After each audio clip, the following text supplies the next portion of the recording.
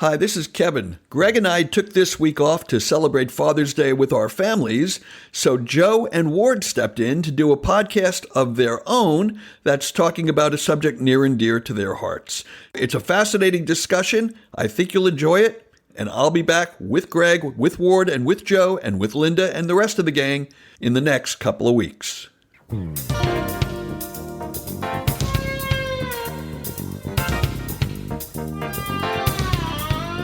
Welcome to this special recording for the More Perfect Union podcast. Now, before we bring Ward in, I am Joe on the More Perfect Union. You know me as Joe Syart. On the Working Fans podcast, I am known as Producer Joe, and I am bringing in one of my cohorts from the Working Fans podcast to discuss this Vince McMahon situation today. So I would like to introduce everybody to AJ Strangebrew. AJ, how are you doing? Great. I'm excited to be on this show. They do a great podcast. You do a great podcast as a part of that podcast. I love the debates that they have with everything political and everything going on in the world, and they bring a little humor to it, so it's fantastic. And speaking of humor, we have the mighty Ward Anderson. Ward, how are you doing today? Hey guys, can you hear me okay? We can hear you great. Great. Hey, nice to be here. Now, this is kind of an interesting, more perfect union for us this week because usually Ward and I are along for the ride, and I'm used to Kevin kind of driving the conversation. But on the More Perfect Union, we've wanted to do kind of shorter, more specialized episodes on certain subjects. And this week, I thought a pretty big news story broke kind of concerning wrestling, but even getting into the entertainment and regular world. Ward, have you come across this story in the news? Well, I have. I like to think it's a big story that's kind of crossed several different parts of the media, but at the same time, I do have to also admit, although not a regular every single week kind of follower, I've always been a wrestling fan. So I'm kind of always, even if I'm not actively watching it for a year at a time, I'm still kind of up to date on storylines and ins and outs and things like that are going on, right? But I mean, I think this is a pretty big story. I think it's crossed over into complete mainstream, media and stuff. I mean, this is a story that crosses a lot of boundaries. It's entertainment. It crosses into the business world, people who have stocks. I mean, you're talking about a publicly traded company. You're talking about a little bit of the Me Too movement. You're talking about really touching all different spectrums of life. So it's definitely fascinating. Then, of course, you got Vince McMahon, who's a bigger than life personality, both on camera and off. So it's fascinating. Definitely. Now, this past Wednesday, the Wall Street Journal published an article that the WWE Board of Directors is investigating a secret $3 million settlement between the company and a former employee. The employee was a paralegal that was hired in 2019. This began with an anonymous email that just mentioned that the employee had worked for the company and her salary had doubled once she began a physical relationship with McMahon. And that's kind of where the story first got out there. And then it's kind of snowballed as the days have gone on. Now, just from that initial story, I mean, this breaks all sorts of laws. You got the quid quo. Quid pro quo. Pro quo. For some reason, it just did not want to come out of my mouth. I'm sorry about that. Those words just do not flow together. But you have that. Anybody who's ever been in any type of business knows that you cannot do this. It is literally one of the top laws that you cannot break in sexual harassment is giving people extra money or offering people extra money for sexual favors. Whether they had a consensual relationship or not, you cannot double somebody's salary just because they're sleeping with you. That's just not something you can do, unfortunately. No, and it's, once it got out there, Jerry McDevitt, one of the WWE's lawyers, made it a point to mention that the money came from specifically McMahon and not the company. It seemed like almost in an attempt to kind of move the company away from this, but can you really get the WWE away from McMahon in a situation like this? Financially, you can, yeah.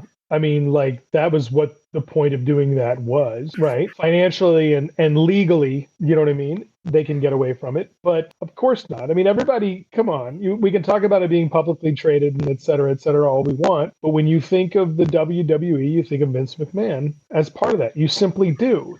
He is, if he's not the brand, I'm not saying that in some kind of egotistical blah, he's the brand, of course not him, but McMahon is the McMahon family, the McMahon name, right? Isn't that a huge part of the brand? I would say. Yeah. I mean, that's so they can never distance themselves entirely for that reason. And here's the problem. Vince McMahon in the past has bragged about his conquests. He's gone on to interviews. He's talked about sleeping with lady wrestlers in the 80s. He's talked about different relationships that he's had with employees throughout the years. You know what he hasn't talked about, Agent? You know what he hasn't talked about? He hasn't talked about me. Why doesn't he call? I think that's more of a private conversation. I think that he talks about you a lot in his personal life. He doesn't like to bring it up because it gets too emotional. Are we talking about Ed McMahon?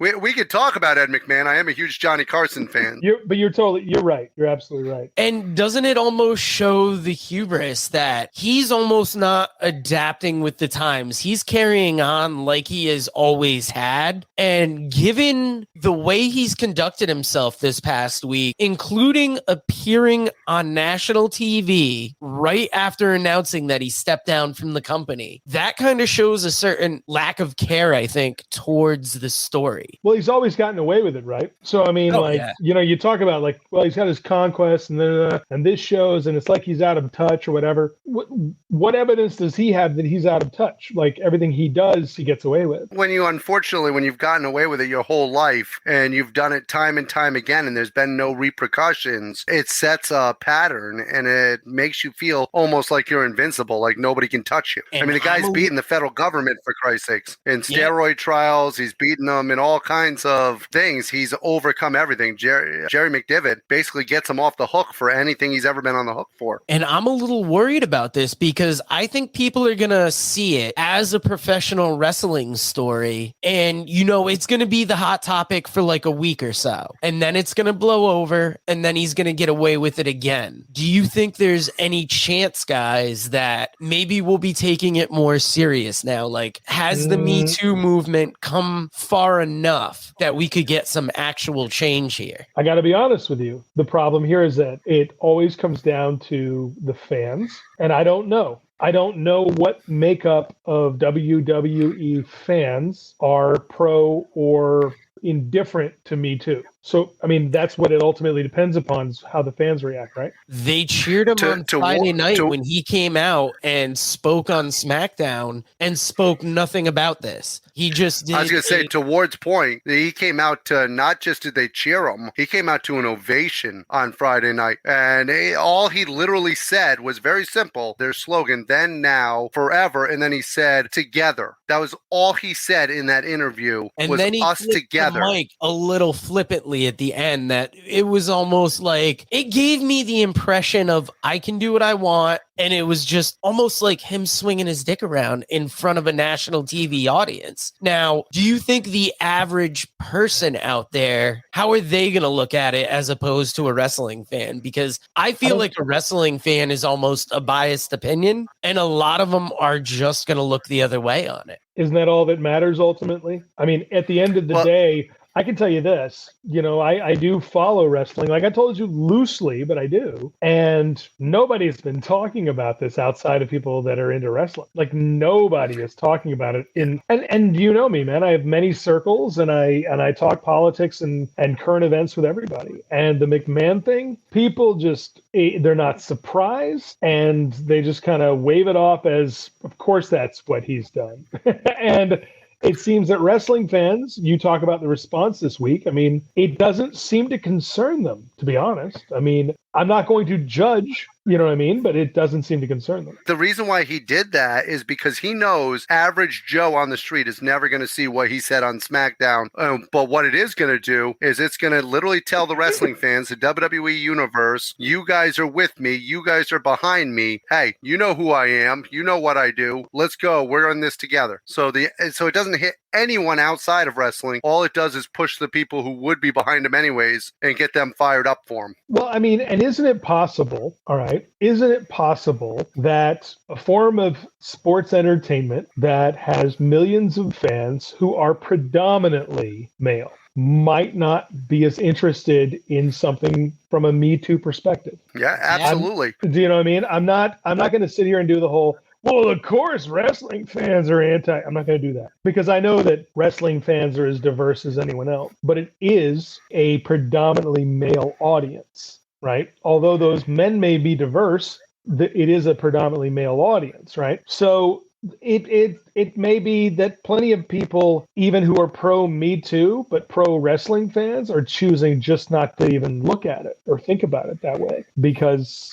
this is where their loyalty to their entertainment lies. Well, not only that, but some of the biggest sponsors for most wrestling podcasts is Blue Chew Clips. There's a reason why that is. How many of these guys are just looking at it and going, well, he's a 75-year-old hooking up with a paralegal. Good for him. I'm sure that's part of it. I'm absolutely certain that's part of it. Right. And then I think there are those, I also think there are those who try not to even think about that part of it. Do you know what I mean? They don't want to think about it. They don't want this thing tainted or they, you know what I mean? I really do believe that some people view their art or entertainment that way. Now, you know? is this not almost on the same level as like a Harvey Weinstein like thing? Or how is it coming off different to the public than the Weinstein thing did? It's a little bit different of a story. In my opinion, yes, he did have an affair with this paralegal, and yes, that's inappropriate, but there's a difference between having somebody basically bring underage girls to your house to prostitute them and drug them and then put them in and share them with all your friends. It's a little bit different than that. There are some stories. I'll just say there's a difference between rape and exploitation. Yeah. Okay. You know what I mean? There's a difference. Two things can both be horrible and not be equally horrible. But yeah, absolutely. Things can be horrible in their own right without necessarily being the same exact thing. Right. And we're all men here, so we should probably, I think that's all we need to say about that. 100%. I can tell you, on this Father's Day, I have a 23-year-old daughter, and the idea of something like this, of her being with somebody like Vince McMahon, or in that situation where she felt like she was preyed upon, if that is the case, I could tell you that would infuriate me as a father. It should just infuriate us as people. Or as human being also, but yeah. Yeah, but totally, I get it. I'm a father of two daughters. But I do have to be honest. I'm not saying it's right or wrong. What I'm saying is what I'm observing. And what I'm observing is the fans don't seem to care that much from what I've seen. And on top of that, not only do the fans not seem to care, I mean, if you really want to go into it,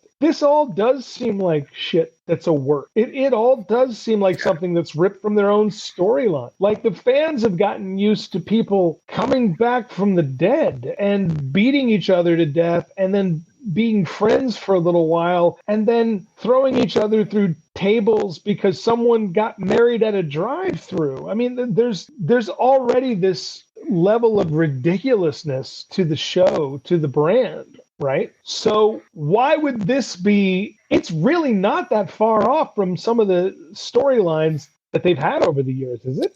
It's the most interesting storyline that personally they've had associated with them, I'd say, in a year. And that was part of my worry, that it's happening within the wrestling bubble, that people aren't going to view it as serious. They're going to view it almost as like, am I getting worked? And is it because of the inherent nature of wrestling that it was all built from trying to work people that don't know any better? Okay, first of all, you were right. That wasn't just something you were worried about. You were worried about it justifiably, and you're right, because that's what's happened. And I'll tell you why. One, like you just said, that's the reputation, that's the brand, that's how it's seen. And so people have just kind of, it's another thing in the wrestling world. It's like if we found out that an executive producer of a soap opera actually had an evil twin. Do you see what I mean? You'd be like, well, that sounds par for the course for this guy, right? It's almost confirming the stereotype. Right. But then to people who aren't wrestling fans,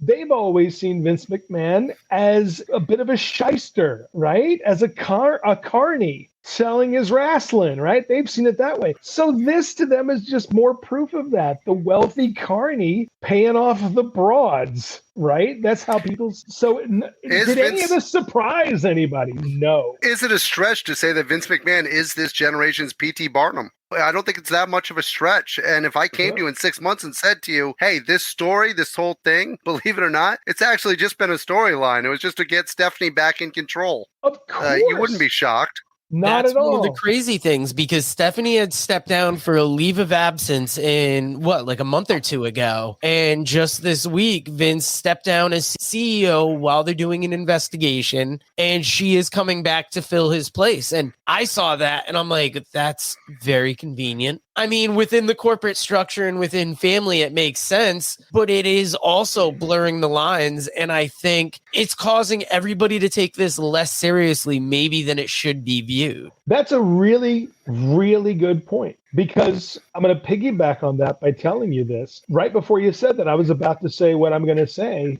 but unfortunately, it goes to what you're saying. And that is, if I ever go online, I get up every morning, I make coffee, and I go online and I read the news from various sources. If I ever read a paragraph that says a WWE employee is alleging, everything that comes after that doesn't surprise me. It never surprises me. And I'm talking about when they're like, a WWE former employee alleges that they once shot Windex into the audience because it gave the television a nice sheen broadcast. I'd go, sure they did. Why not? I mean, seriously, is there any news you hear when it comes through that doesn't wind up being proven to have happened? I mean, and we start going, all this shit happens with that company, it seems, and they just keep going. They just keep doing it. If you opened up your newsreel tomorrow and you saw Vince McMahon dead, I wouldn't necessarily right away believe that. I would actually go, okay, what is the work this time? Did they blow him up again? Was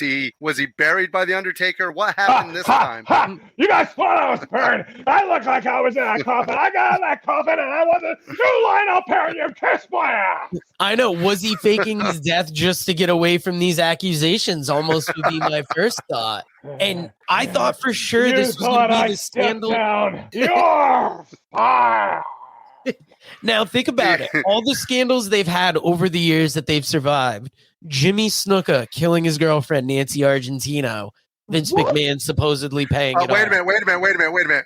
Allegedly. They've got the Ring Boy scandal. They've got the Reader Chatterton thing. I believe it was the ring announcer that he supposedly raped in the 80s. The steroid trial. And then the countless number of wrestler deaths. Like, at what point is society going to take this company for real? Like, they are entertainment, but they've left a body count behind them. And at some point, we can't just look at them as the circus and as that happens. We have to start treating it like animal cruelty in the circus or like freak shows. Like lack of willing participants, okay?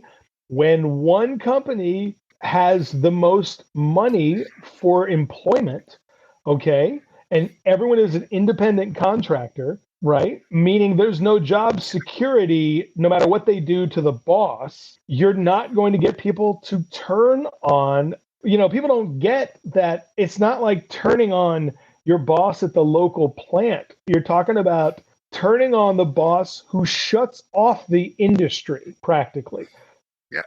Right? Who has the ability to just shut off the business, the industry, or whose absence might do that, or whose scandal might make that happen. I mean, that's why you can't find enough people willing to sacrifice everything for a maybe. Yeah. You got to remember, at the end of the day, we can cheer for other wrestling. We can love independent wrestling. We can enjoy whatever we want. There's only one man whose brand comes to Los Angeles, comes to Miami, and they literally shut down the city, put them in the biggest stadium possible, and sell tickets for 70,000 people twice a year. Of Crocodile Dundee fame. You go, I got a knife. Remember when I had that knife? And they go crazy. Sold out the Hollywood Bowl.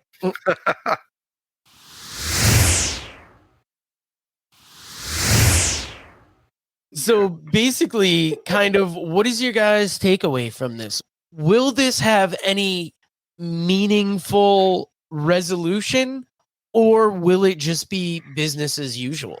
In the rest of the world, it'll be business as usual. Within the WWE, there may be some changes, some actual changes, even if that's policy changes, right? Hopefully it's policy changes. Like, hopefully they actually learn from this and, treat it seriously, of course, right? But I mean, like, will it actually lead to permanent, shakeups in management? I think that's actually possible this time, because it is something that, whether the fans react to it or not, legally the company should be sweating and should be thinking of how to avoid going through again. Yeah, because this should be the last time this happens, right? We just can't keep, because they've been talking for a while about Vince being in the same spot for years. And if you look at it, for most of people's adult lives, Vince and his wife have run WWF. I believe it was in 1982 that Vince got Capital Wrestling from his father, and it started becoming the company that it is now.